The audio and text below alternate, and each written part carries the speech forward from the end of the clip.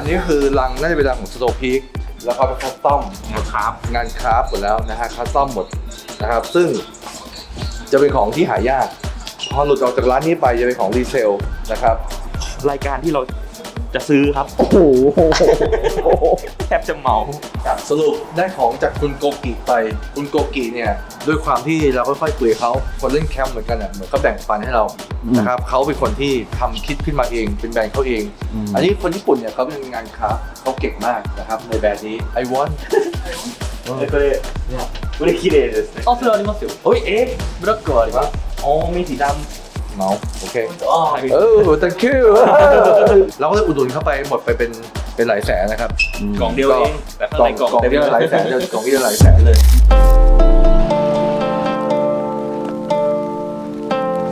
สวัสดีครับวันนี้ผมพีเอสแคมป์ซาฟารีนะครับวันนี้พีเอสจะพาไปเที่ยวเจแปนไปกับสปอนเซอร์ผู้น่ารักนะครับแม็ก Let's go!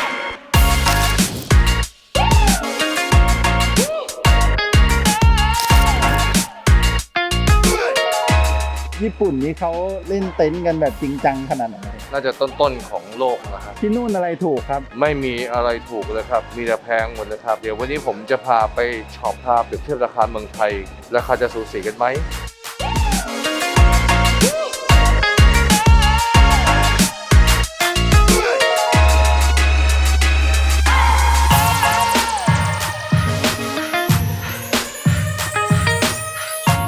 กำลังลงนะฮะสนามบินนาริตะ ท่านโดยสารคะการบินไทยได้นำท่านมาถึงท่าอากาศยานนานาชาตินาริตะแล้วค่ะ วันนี้เดี๋ยวเรามาถึงแล้วครับแล้วนัดน้องต้นไว้ก็จะมาอาสาดูแลทริปนี้พีเอสวันนี้ เป็นยังไงพี่ มาก เดินทางเหนื่อยไหม น้องต้นมาอยู่กี่ปีครับเนี่ย 3ครับพี่ 3 ปีแล้ว ยังไม่ค่อยคล่องเท่าไหร่แล้วครับ จริงเหรอแต่อยู่ไปหน้าเหมือนญี่ปุ่นเลยนะเนี่ย พอตัว ไปวันนี้เดี๋ยวพา โอ ไป เคครับ กัน โอเคเดี๋ยวไปเช็คอินที่โรงแรมก่อน นี่เราจะเดินทางกันยังไงครับพี่ จะเดินทางรถไฟครับไฟมันจะมี2ช้อยแรกเนี่ยเขาเรียกว่า next นะ นะครับ next เนี่ยมันจะยิงตรงจากนาริตะไปที่โตเกียวหรืออุเอโนะได้เลย คนโลคอลอย่างผมเนี่ยก็จะไปเคเซไลน์ระยะเวลาเนี่ยเคเซไลน์มันจะประมาณชั่วโมง20 นาที แต่ next ที่ว่าเร็วสุดก็ชั่วโมงหนึ่งส่วนต่างแค่20 นาทีผมว่ารอได้เทียบกับราคาประมาณ 1,400 เยนกับ 2,500เขาก็จะเซฟประมาณ 1,000 เยนหรือประมาณ300 บาทได้ 2 คนนะฮะ ต่อคน โอ้ ปั๊บ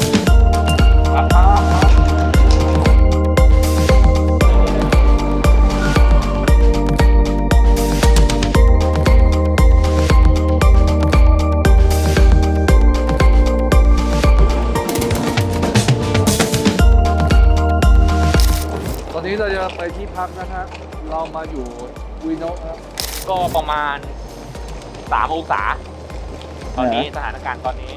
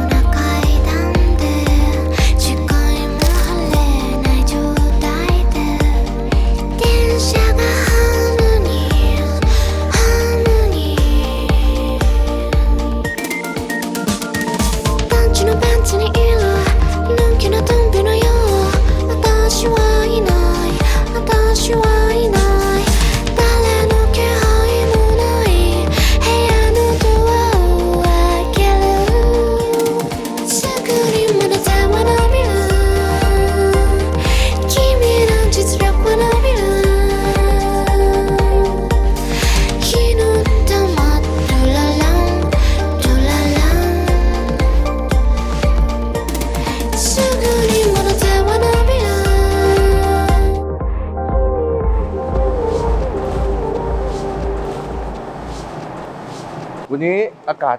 พี่ต้นอากาศเท่าไหร่วันนี้ วันนี้0 องศาพอดีเป๊ะ ถอดเสื้อดูเนี่ยอยากรู้ว่า0 องศาเนี่ยเราทนได้ไหม ไม่น่า ก็ยินเองก็เย็นระดับหนึ่งก็จะทนได้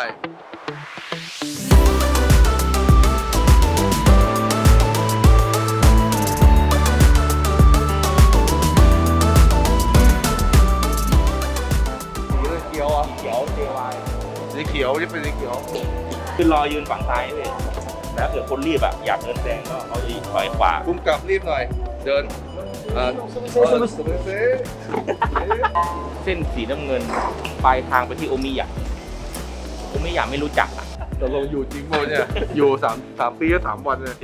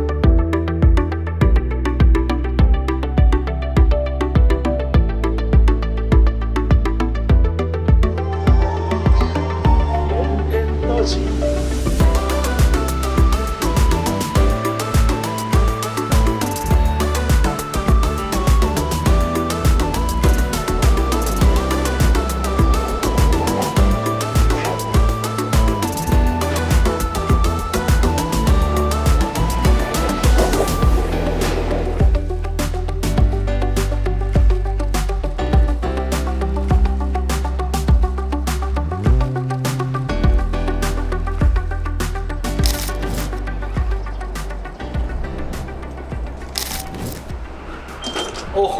นะครับใส่แอปไปแล้ว วันนี้ผมจะสอนพี่ๆน้องๆนะครับ เวลามาเที่ยววิธีใช้นะครับไม่ยาก นี่ นะครับ ก็เอาเนี้ยนะครับสอดเข้าไป อ๋อ มันจะไม่หายเมื่อวานก็ใช้ตั้งนาน แอปว่าไฮเทค มันไม่ใช่ครับแอปใส่เข้าไป เอ้าผมเพิ่งรู้นี่เอฟเป็นคนตลกเหมือนกันนะเนี่ย ไม่ตลกครับพอดีเห็นคนญี่ปุ่นเขาทำกัน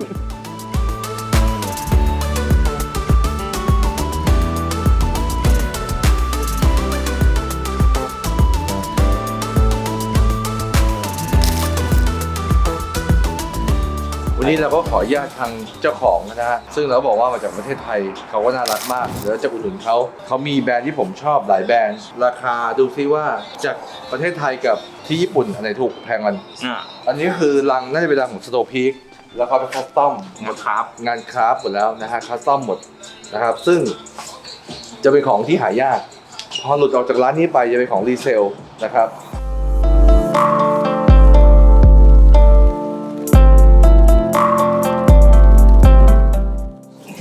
คือนามบัตรหยิบของนี่คือวิธีซื้อของที่ญี่ปุ่นจะเป็นแบบนี้ใช่ไหมเว้ย แต่ละร้านไม่เหมือนกันบางร้านก็เป็นหยิบของจริงไปจ่าย อ่า แต่ร้านนี้คือ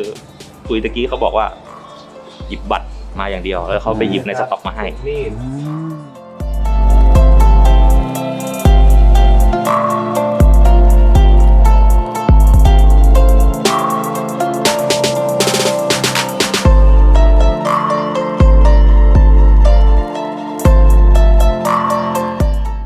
แก้ววันนี้นะครับ9,300แก้วเขาดีไซน์มาเขาชอบเมืองไทยนะฮะเขาไปที่จันทบุรี เขาได้คอนเซ็ปต์มาจากทุเรียน คนฟังก็นึกว่าเรื่องจริ นะ ง ออก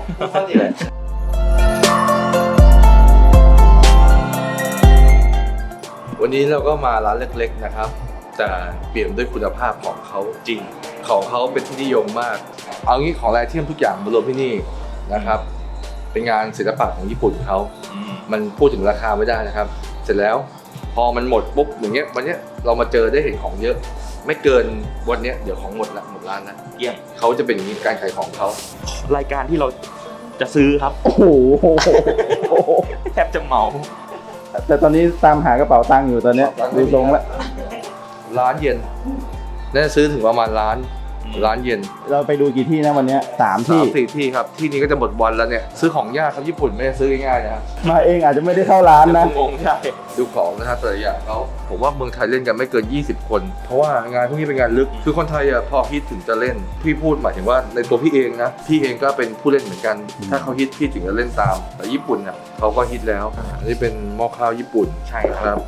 เรากินข้าวไปแล้วก็ใส่นี่มันจะเก็บความร้อน ใช่ แล้วดูงานเขาที่ครับ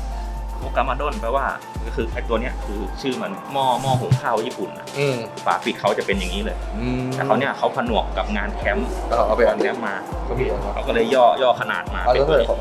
2,000 กว่า 10,000 เยนก็ 2,600มันเหลืออันเดียวพี่เนี่ย ไม่เดียว ก็ใช้เก้าอี้ เฮ้ย อันนี้ถือว่าแรงไหม แรงไปด้วยก่อน แรงไว้ก่อน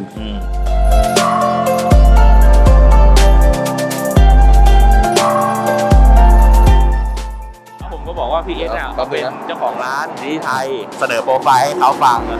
ตอนนี้ลูกน้องเขาก็โทรไปหาเจ้าของร้านเขาก็ดีใจมาก ก็เลยรีบมาบอกว่าเดี๋ยวบ่าย2เดี๋ยวเขาจะรีบมาที่ร้านงั้นก็เขาจะชงกาแฟจิบกาแฟดิปเปอร์ให้กินค่อยๆจิบแล้วก็คุยกันเลยได้ครับจุดใจ นั่งกินกังเซงจะมาหาเลยตกใจ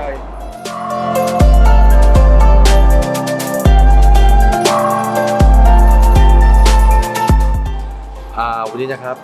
ก็เป็นเกียรตินะฮะเจ้าของร้านกินฟิลซาโจโกกินะครับไท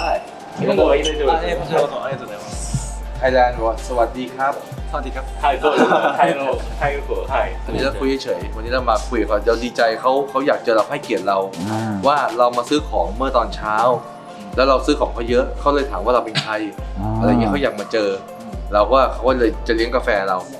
นะครับเดี๋ยวเราจะกินกาแฟเขายังดูเด็กอยู่เลย ดู นะครั เด็ บ กอยู่เลยเก่งมากเลยนะคืออิมเมจในหัวนี่คืออาจจะแบบผู้ใหญ่มาหน่อยละร้านขนาดนี้ตั้งตัวได้อายุเท่านี้นั่งเป็นเจ้าของร้านที่เก่งมากๆเขาบอกว่าแรกเดิมทีเขาก็ทำงานอยู่แถวนี้อยู่แล้วเขาก็เลยเริ่มต้นจากการตั้งร้านเล็กๆอยู่แถวนี้โดยมองว่าที่ตั้งที่ร้านของร้านเนี่ยอยู่ใกล้โยโกฮาม่าแล้วก็ไม่ห่างจากโตเกียวมากสิ่งสำคัญคืออยู่ติดถนนใหญ่แล้วก็เขาก็บอกว่าเวลาคนที่มาซื้อเนี่ยคนแคมป์จริงเขาก็ต้องมีรถทุกคันเวลาไปแคมป์ซึ่งถ้าร้านอยู่ติดถนนใหญ่เขาก็ต้องขับรถมาซื้อของก็อำนวยความสะดวกให้รถผมคิดว่าเขาก็ไอเดียดีนะเพราะว่าของมันใหญ่เนี่ยดูนะครับเขาดิฟให้เราทานดูถ้วยเขานะครับเป็นถ้วยเซราน่ารักมากเห็นไหมครับท่านโปรดิวเซอร์ถามผมว่าแก้วเนี่ยเขาใช้ทำอะไรบ้างดูดินี่หอมฉุย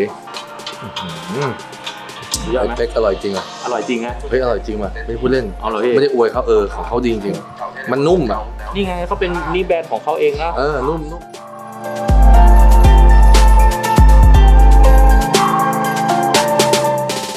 โกกิชอบเก้าอี้อะไรแชร์ส่วนตัวใช้そこに立ててるバリスティックスさんの椅子เขาชอบใช้อะไรจะไปบาลิสติกเนี่ยนี่でこの足にこういうのがついててこうグラグラこうできるมันจะเป็นเก้าอี้แบบนี้แต่ว่ามันจะเป็นแบบโยกได้ที่เป็นงอๆแล้วนั่งเองก็ถ้าผมเทียบนะฮะของบ้านเราก็ฝีมือเย็บสู้ได้นะครับแต่ว่าทางเนี้ยมันนุ่มกว่าของบ้านเราจะหนังมันจะแข็งกว่านิดนึงแต่เนี้ยนุ่มนี่หนังแท้หรือหนังเทียมหนังแท้ครับ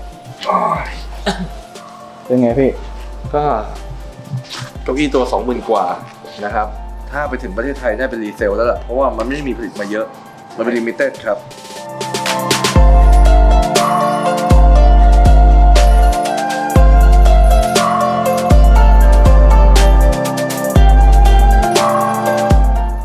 มีกี่ตัวประมาณ5ตัวประมาณ2ตัวคุณเอาคุณเชื่อผม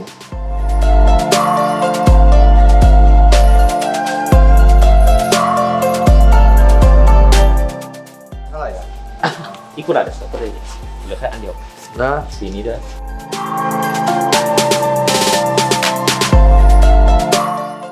I want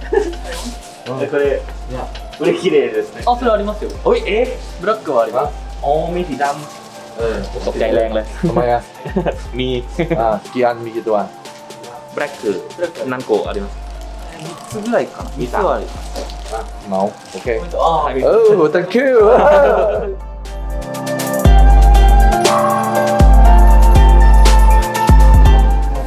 มันเย็นแบตใหญ่ด้วยกันน้ำด้วยเป็น power bank ได้ด้วยมั้งเนี่ย power bank ได้ด้วยใช่แล้วก็ต่อไปก็โอ้โหเปรี้ยวอันนี้จะเป็น LED มันจะ強い角度を変えれます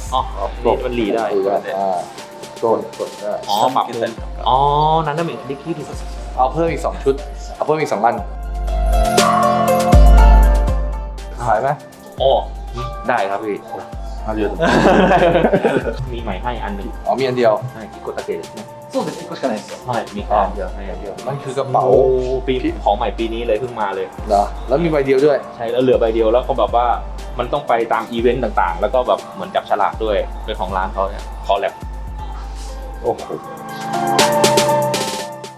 สรุปได้ของจากคุณโกกิไปคุณโกกิเนี่ยด้วยความที่เราค่อยๆคุยกับเขาคนเล่นแคมป์เหมือนกันอ่ะเหมือนเขาแบ่งปันให้เรานะครับเขาเป็นคนที่ทำคิดขึ้นมาเองเป็นแบรนด์เขาเอง อันนี้คนญี่ปุ่นเนี่ยเขาเป็นงานคราฟต์เขาเก่งมากนะครับในแบรนด์นี้เราก็เลยอุดหนุนเข้าไปหมดไปเป็นหลายแสนนะครับ กล่องเดียวเองแต่ข้างในกล่อง กล่อง เต็ม เดียว เลย หลายแสนเลยกล่องเดียวหลายแสนเลยแค่เนี้ยหลายแสนบาทไทยเขาบอกไม่เคยมีใครมาซื้อบ้าๆบออย่างนี้เยอะเหลือเกินเขาก็เลยว่าให้มอบให้ฝากนะครับถ้าอยากเห็นคลิปนะครับพาเที่ยวพาช็อปเกี่ยวแคมปิ้งของแรเทมเนี่ยนะครับต้องติดตามช่องแคมป์ซาฟารี55คลิปเนี้ยมาซื้อเนี่ยถ้าขึ้นเครื่องบินมาด้วยแล้วก็มาตามเมืองต่างๆนะครับผมถือว่าซื้ออยู่ที่เมืองไทยจะถูกกว่านะครับที่ญี่ปุ่นเองก็ไม่ถูกนะครับแต่เพียงแต่เขาก็จะมีค่าหิ้วค่าภาษีเข้ามาอาจจะแพงกว่าที่เมืองนอกประมาณ 30%เหมือนแพงกว่าญี่ปุ่น30นะประมาณที่ว่าแพงกว่า 30%ก็ถือว่าค่าเครื่องบินค่าส่งค่าอะไรเงี้ยค่าเดินเพราะของที่มีเนี่ยเขาไม่ได้ขายทุกชิ้นนะเสียเวลามาอาจจะไม่ได้ของด้วยอยากได้ของอยากดูของจริงนะครับให้ไปดูที่แคมป์ซาฟารีนะครับหรือแคมป์อาร์ตนะครับน่าจะของจะไปโชว์อยู่ที่นั่นเจ้าของเขาไม่ค่อยขายเหมือนกันเขาก็โชว์ซะส่วนใหญ่นะครับ เจ้าของคือพี่ ไม่ใช่ครับลองไปดูนะครับคนอยู่ในเรา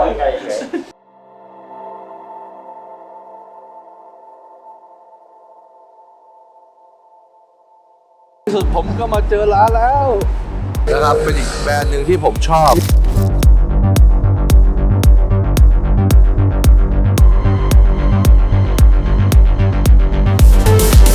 เขาชื่ออากิยาม่านะครับเขาขายตัวลิมิเต็ดให้เรา